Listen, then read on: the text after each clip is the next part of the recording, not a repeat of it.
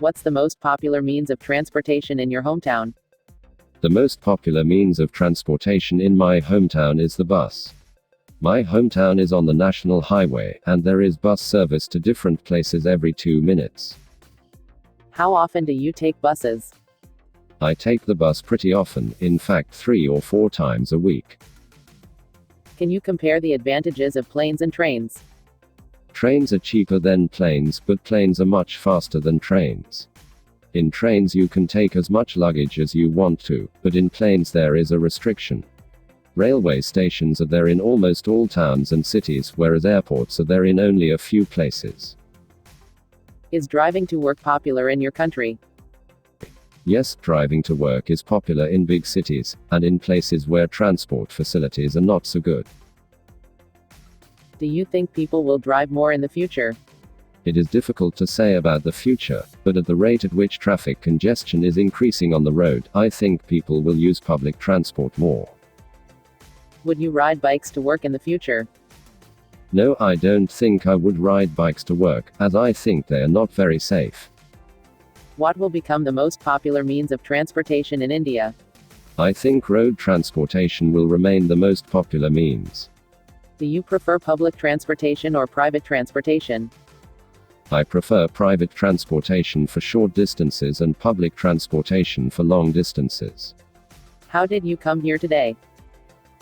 I came here by car today. Why did you choose that form of transport? I chose it because I think it is very convenient and comfortable.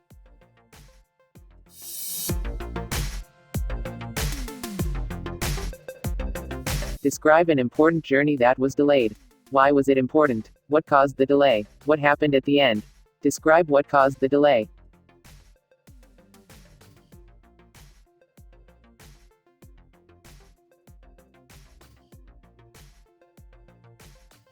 India is a beautiful and diverse country, and there are so many things I love about it. Unfortunately, its public transportation is not one of them, especially trains and buses in India. Trains and buses often get delayed because of reasons like traffic, fog, and other unforeseen circumstances. Today, I am going to talk about one time when I got delayed because of something unexpected. My parents and I were traveling to Ahmedabad for my cousin's wedding, and it was the middle of the monsoon season. However, we were traveling through Rajasthan, which is one of the drier parts of India. So, we weren't expecting any rain, but nature had other plans for us. It started raining about 5 hours into the journey, and it rained incessantly for hours. We still thought it was okay and it's just rain and it would subside sometime soon. But it didn't. In fact, our train stopped at one station because everything ahead was flooded. A railway official told us that it was one of the worst floods in the state and the railway tracks were submerged under 2 to 3 inches of water. I vividly remember one scene when we entered a railway office to inquire when the train would leave. All the chairs were floating, and the railway officials were sitting on the top of tables. When we all think about that journey, it is the first scene that comes to mind. Finally, after hours, the train moved again. We missed the wedding, but we did attend the reception, which was the next day. When I think about it, I don't remember anything about the return journey. The floods did cause inconvenience, but it also made the journey much more memorable.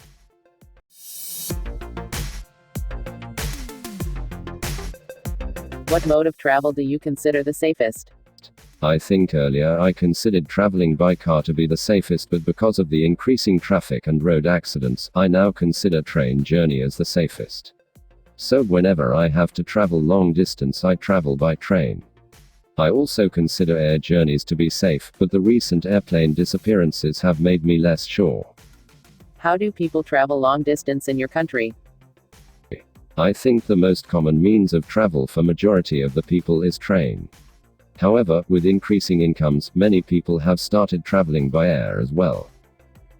How can traveling be useful to people? What do you think people can learn by traveling to other countries? Traveling is useful in many ways. First, it's one of the best ways to meet new people and make friends. Secondly, it enables us to learn about new cultures and traditions. Traveling also in a way breaks the monotony of everyday life. There is something very enjoyable about planning a holiday and visiting other places. Where, in our opinion, should people visit during the vacations? What type of places do you recommend people to visit during vacations?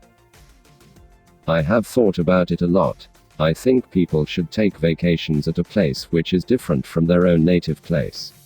For example, I live in the plains, so I love traveling to the hills and mountains. People who live in continental locations can visit the beaches. Ultimately though, it all depends upon people's choice. In what ways can society benefit from such members? I believe there are several ways a society can benefit from such members. Firstly, regular travelers can make a society more open-minded by spreading knowledge about other cultures. It also builds curiosity among other members of the society to travel. Finally, sometimes when these travelers like something about other cultures, they might bring it to their native place as well. How do you think commercial flights can improve? I think the biggest issue with commercial flights today is the lack of leg space, which makes it very tiring to travel. In fact, sometimes after long journeys all I can think about is lying down and sleeping on a bed for hours. Moreover, I think the food prices in aircrafts are really exorbitant and I wish these prices are made more reasonable.